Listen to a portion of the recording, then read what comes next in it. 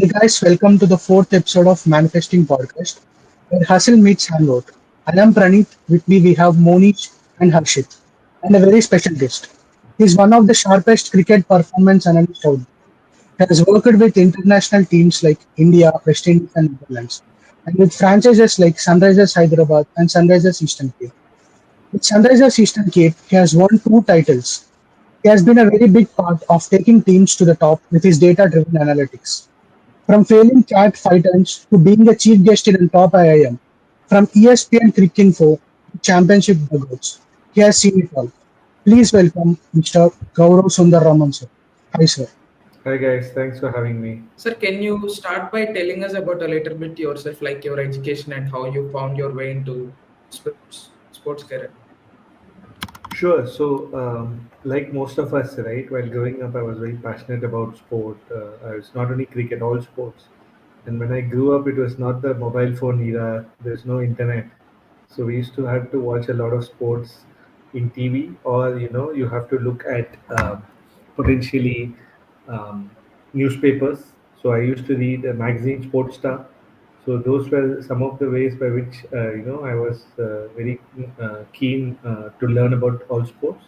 My brother was a big sports fan, so he was someone who guided me, and I used to watch all sports with him. So that kind of just helped. We kind of grew together watching a lot of sports, and that just converted into a deep passion, especially cricket. Obviously, watching it from a very very early age, I'm able to kind of I keep telling a lot of people about just watching and having a strong visual memory. So if I watch something, I'm able to kind of remember that. And uh, yeah, so cricket was always part of my life. I tried playing the game for some time, but obviously, you know how it is in sports. It kind of it's not an easy career to make. So, as any typical parent, I was asked to focus on academics and not just focus on what do you say, not just focus on cricket. So, I moved on to doing my typical engineering and MBA like most of you are. And then I thought, okay, I was just lucky. I actually wanted to be a sports journalist. At that time, journalism was just hardly anything. If you have to be in tune with newspapers, you have to write in newspapers, or you have to maybe look at digital websites. And there was only Cricinfo that time, which was pretty big. You had Rediff Cricket, Yahoo Cricket, which was also pretty big. But it just so happened after my MBA, when I was working in Wipro, I read an article in the newspaper where the article said that sports analytics startup in Chennai was funded by Sachin and Sehwag, and it was called Sports Mechanics. And I thought, okay, this place is in Chennai. I'm from Chennai. I didn't even know that this company existed at the time. So I thought, okay, let me give it a shot and see what this company is all about. Whether they'll use my MBA skills. I wanted to actually apply as like a product manager or something like that. And then the moment I went there, I applied. I found out the CEO was kind of related to me in some form. Friend's friend, not related, it was more a family friend. So I just wrote to him and wrote a big email saying my passion for cricket, blah, blah, blah. He said, come over. I just met him. And one thing led to another. And he said, okay, fine. If you're willing to sacrifice your financial needs, you can definitely come and join us. We're looking for someone to head our analytics division. And yeah, and then I got into sports mechanics, and then the passion has pulled me through till today. So, like for those who may not know, like what does a performance analyst actually do on day-to-day basis? And like, can you also give us an idea about the salary range for someone who is just starting out in this field or someone who is experienced like you? Yeah. So a typical job, basically, you need to have very strong cricket knowledge, or whichever sport you're working on. You need to understand how data and video can be used to help teams do well. We come up with strategies. One of the key tasks of a performance analyst is to come up with tactics to help the captain and the a coach, know about the opposition, know about our players, know what the strategy could be, and what the data says. Sometimes you have to marry data with instincts, so that's one of my jobs. So wherever relevant, I try to match, give data, and try to um, give a strategy. And the video element is a big aspect of this work. You need to know how to cut videos, how to share videos to the players, how to motivate them. Those things are big part of the job. So uh, yeah, so basically that's your day-to-day activities. You have to also just watch a lot of sport. Be a very very strong person in domain. If you have to analyze a player, you should know exactly what he does, etc. To analyze. Um, your next question was what can be the salary expectation, right? So Yes. I think sports is very different, guys, from corporates. So initially, there are a lot of people who are working there because of passion. So the initial salaries are always very low. So you have to fight that battle. It's like a test match. First 2 years will be very hard. You have to play, you have to see through the conditions, and after that, you might have exponential growth. So that's what I always tell people. Starting will always be hard, low salaries, but then if you prove yourself, you're loyal, suddenly you'll have exponential growth. So for someone who wants to become a performance analyst nowadays, like what is the education expected to get good job in this? How does one become sports analyst right now? So actually, you don't have to. Education has nothing much to do with this profile as it stands. If you have extreme good passion and you have um, um, an inclination towards understanding cricket, understanding the sport, and you have good communication skills, you know basic Excel, and you know how to kind of understand basics of statistics, right? In terms of by basics, I mean like sample sizes, understanding where to calculate percentages, where not to calculate percentages, what is useful, what is not useful, those kind of things. It's more than enough. Education like knowing Python or all those other things are not something which is essential at this point in time. That too, with AI coming in, um, the need to know all these things have reduced even more. So my biggest advice is don't bother about the qualification and all. If you're very passionate and you're interested and you know a lot about cricket and you feel that you can really contribute, then you just have to take the plunge. That's all. Taking the plunge is the hardest part because financially it cannot be as viable. Sir, you have told that you have worked with sports mechanics, right? From that to an IPL team, how did you land the job? So I worked in sports mechanics for 4 5 years. It was a great place and great experience for me. I kind of learned a lot of stuff over there, even though, like I said, financially it was not rewarding. But the kind of exposure I got, I worked with BCCI, I worked with ICC, I worked with various national teams. I was able to kind of I built a product for BCCI. Today BCCI has like a code 20,000 or 2,000 matches a season, and they built an online scoring app. I was pretty much involved in that online scoring app to build the product to make sure that everything is going smoothly. I got a lot of exposure there, and one of those exposures was obviously working with the West Indies team, which won the World Cup in 2016. Yeah. After that, I thought I can foray into the IPL that time, but things didn't work out. So I moved to Cricinfo. I worked there for 6 years. Again, things was very amazing there. Worked really well. Built a good brand for myself, and then slowly moved to SRH. Again, um, due to 10 teams coming up with Lucknow and Gujarat coming up, there was obviously an opportunity which opened up. The old SRH analyst had gone to Lucknow, so this opening came, and I kind of knew someone there who helped me refer. And that you need that initial break. Someone has to know you, someone has to refer you, or in some cases, if you're really good, people will get to know you. Because I've never worked in the space, they had to take a chance.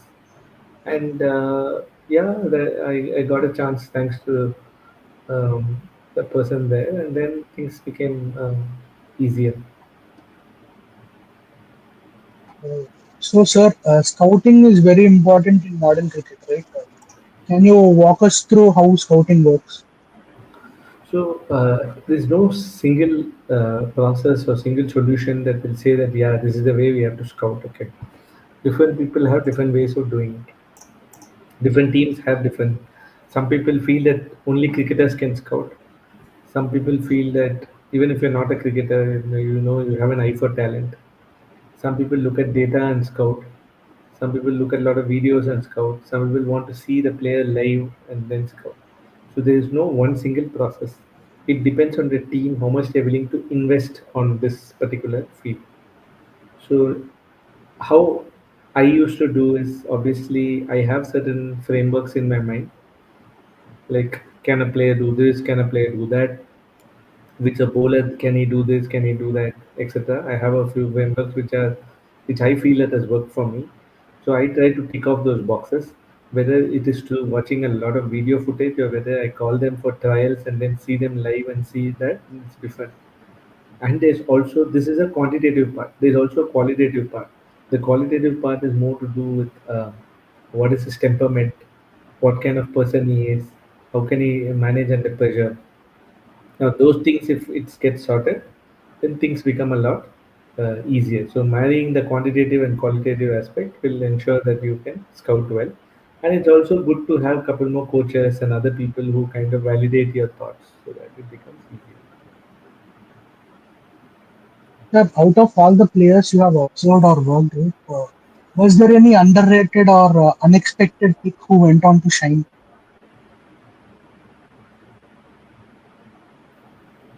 It's a tough question. You're putting me on the spot. Um,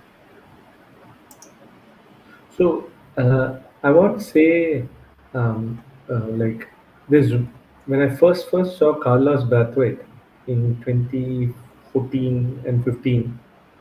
Uh, he's he was very tall and his ability to hit sixes. He had long levers, right? And nowadays you see a lot of these tall players coming into the setup to be like a good finisher, right? Like Tim David, this Bevan Jacobs from Mumbai.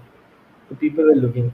I found Carlos Brathwaite very nice and early in the CPL I went to, and I felt that he had all the perfect ingredients of being a good T20 player and good finisher and ability to hit sixes, and he just kind of proved me right in the 2016 World Cup final. So he was one person who does not maybe have all the perfect traits of a test match player or a long red ball career, but he was perfectly suited for this finishing role.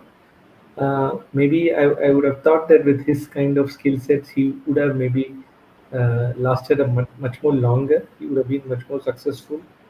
Uh, it didn't last as long as what I thought it was, but he had a fabulous 2 3 years in the middle. So he was someone whom I kind of like. He'll just break the door, but his achievement in the 2016 final is something which will, nobody can take that away from him. What about present day cricket? Is there anyone underrated player who deserves to play more? A lot of players like that, Praneeth. It's very hard to name one. India is filled with talent. Almost every time we see, we have about 80, 90 people in our shortlist. But finally, we pick one or two, right? So it becomes you have 60, 70 more people who are not getting chances. So I don't want to name any one player. It's unfair on the others. But I think it's in India, you have abundant of talents like that. Sir, from your experience, what's the biggest difference in mindset between international stars and domestic players trying to make it big? I think um, I think upbringing is very important. Okay. um, Depending on where you are coming from, how much privileges you have, uh, how much you are able to train as while growing up, or who's your coaching, who's your what's your coaching system like, uh, communication. I feel in domestic players are very tough, especially Indian domestic players have it really tough in terms of sometimes upbringing, money, education, but Okay. with international stars, I feel like they are slightly more well prepared. Communications much better. The ability to understand certain situations are better. But in terms of real skill and talent, I would always say our domestic players are really good.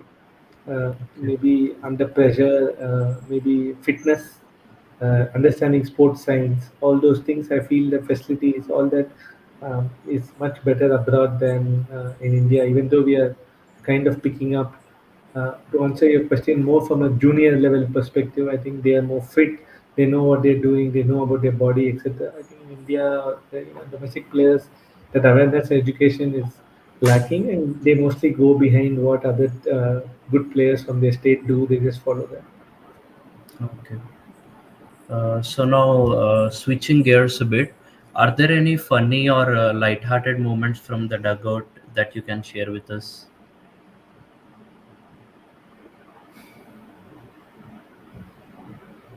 Funny moments. Yeah. Mm,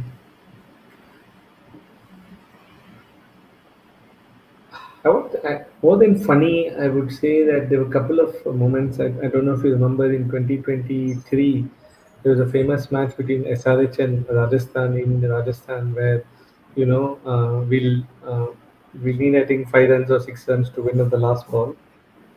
And Abdul Samad will be Yeah, facing Sandeep Sharma, and Yeah, he will get out, or he'll get caught, or he'll miss the ball in the last ball, but it will be a no ball.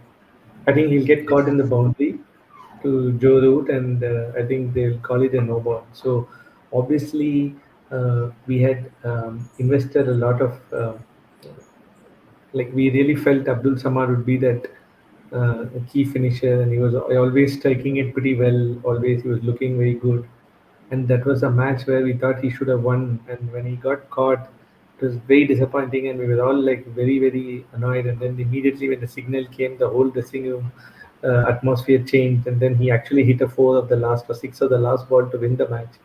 And that's not a funny moment, but it was a very good moment for the dressing room. It was everybody felt so happy for him, and it was a tough season, but these kind of wins, keep you motivated. So that was, I felt, one of the funny moments.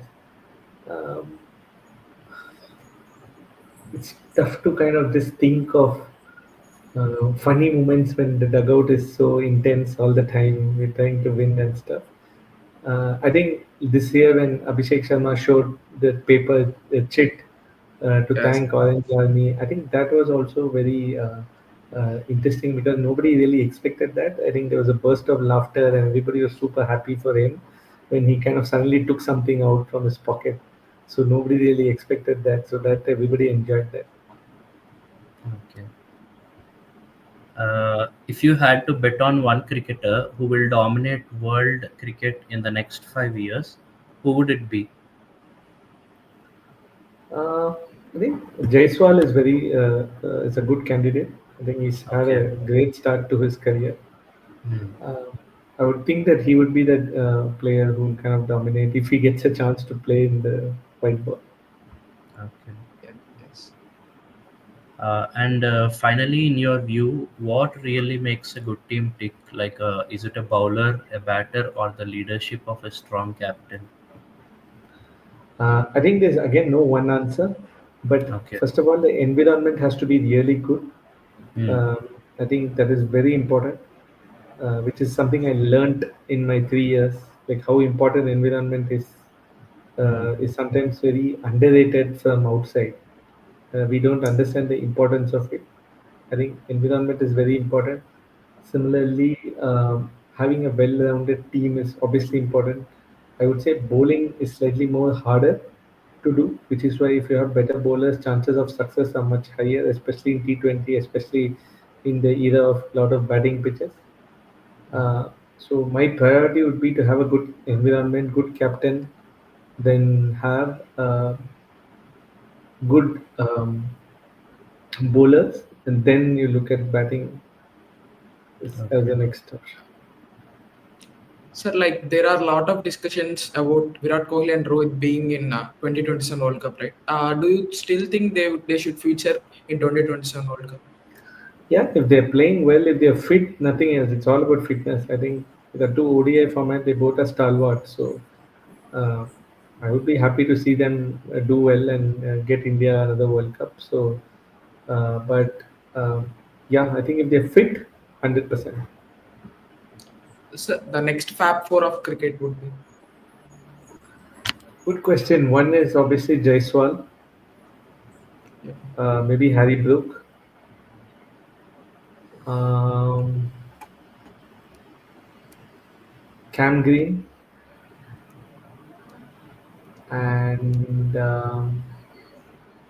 Rachin. Okay. I think Yeah. Rachin is a good shout. Sir, out of all the players you have worked with, who are you personally the closest to? So that's a very relative thing. Close is something that you don't know, right? Ah, There are few cricketers who uh, trust me, who can I can even go and just message them whenever I want to. So I think over 3 years I've got close to um, quite a lot of people because my whole job, guys, involves around trust, and the player should trust what your ability is. So you need to get to know the player well. Obviously, I worked all 3 years. I worked quite closely with distant Stubbs. I would say Stubbs is a good person whom I can trust. Then you have Nitish Reddy, obviously from IPL. Even among the overseas players, Marco Jansen, another person who has worked for 3 years consecutively. Eden Makram. All these guys, you worked for 3 years in all fields, so I have a good rapport with all these guys. In the IPL, who else? All my players, Natarajan, Pat Cummins, all these guys, you have to get to know them well if you have to actually work and make sure that your thoughts are getting heard. So I work on these relationships quite a lot. Sir, you said you have worked with Kristen Stubbs, right? Yesterday, Aiden Makram went to other team in South Africa T20 League, and Stubbs became the captain. Do you see potential of him being, next Hundred big percent, captain? 100%. Unless you put these good cricketers in these situations, you'll never know. And I'm sure he's a big. He's someone who reads conditions well. He's someone who understands the game. He's very crucial person of the team. So I'm sure he'll have a great time. So you worked with 2016 West Indies and 3 years with SEC, right? What made those teams very special, right? They won titles. I think, like I told you, environment is very important. You want to feel wanted, and I would say, especially with SEC, we had a very young team, and we had a very different kind of setup. We had a very strong domestic setup with a lot of very utility overseas players. So, the entire team was very good, and I still remember mostly people were not giving us a chance the first year. Then they again second year also they didn't give us a chance. Then finally third year was when we suddenly became important favorites. So yeah, I think that was very good. With West Indies, I was a rookie. I was also new, right? So I was just learning the ropes, and my work was largely remote because West Indies hired me only just before the World Cup, like literally 2 3 days before the World Cup. They wanted someone to. So I used to go on a lot of calls with Phil Simmons, the coach, and gain a lot of feedback. So that was very different. The coach took all the information from me, but he knows what to tell the player, etc. It was only a 2 week, 2 3 week assignment, right? So it's very difficult to build bonds with the players. Sir, have you seen yesterday's SEC's squad? Yeah, Are you happy with it? yeah. I think all teams have done fairly good job. Um, uh, and SEC has done a phenomenal job. Like I don't think that's too much of. I think if you look at all the teams, every team you'll have one or two loopholes, obviously, because it's very hard to kind of build a perfect squad. I think from the look of it, they got whatever they wanted. They're a strong bowling team, and even if you look at Pretoria, you look at Durban, you look at Mumbai, all teams look pretty strong, and even JSK and Paul have some match winners in them. So you in these leagues where 4 out of 6 teams qualify, sometimes uh, in IPL I would say the option is like far more important and kind of defines how you will finish. Whereas in these smaller leagues, it's not a direct reflection, but I think all teams have done fairly well. Can you tell us the probable 11 for today's evening India team in Asia Cup? I think I would Abhishek and Gill opening. Number 3 would be Tilak. Number 4 would be Surya. Number 5 would be Aksar. Number 6 would be Hardik. Number 7 would be Jitesh. Uh, Number 8 would be 9, 10, 11 is Varun Bumrah and Asdeep. So number 8 is where I have a different opinion. I will play Kuldeep. I'll play 4 bowlers, but I think the management will go with Dubey or Harshit Rana. On a personal note, what is your favorite memory as an analyst? Still a lot of favorite memories, but if I have to, I think just being part of the 2024 SRH season was very good. It kind of changed the way the game has been played. I think a lot of high scores, just watching them every match and just seeing the opening pair and everybody hitting was something which I really enjoyed. That was something which kept me always. I was waiting to see what happens. So it used to be 2024 SRL season was pretty amazing, and obviously the two finals, especially the first one where we actually just scraped through to the playoffs, but then we won the season was good. That was my first tournament also as an analyst, so it was pretty good. Finally, if you could give advice to youngsters who want to get into cricket, what would it be? So, like I said earlier, you need to be extremely passionate. You shouldn't take it for granted. You have to be very passionate. You can't just come in thinking sports, so I just like it, so I'll come. You have to be passionate. You have to be a lot perseverant. You have to persevere a lot. Uh, you have to keep waiting, waiting. Be patient. Work hard, and build a lot of contacts.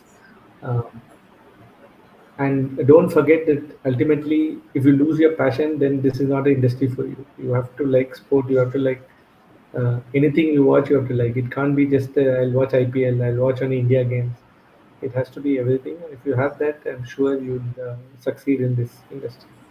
Sir, if our audience want to stay connected with your journey, where's the best place for them to follow you? So I kind of am pretty uh, good at replying to people and answering a lot of queries. So LinkedIn and Twitter are two really good places. Sir, what is next for you, sir? Do you want to join a new team or do you want to do something else? So yes, obviously I want to contribute. I love working for teams. I love working to help teams win. It gives me a high. So I'm hoping I'll crack something and I will be able to help teams win in some capacity. Thank you, sir. Okay, sir. Thank you, sir. Thank you for coming, sir. Lovely, Thank lovely. you, It was sir. good, good. It was short and sweet.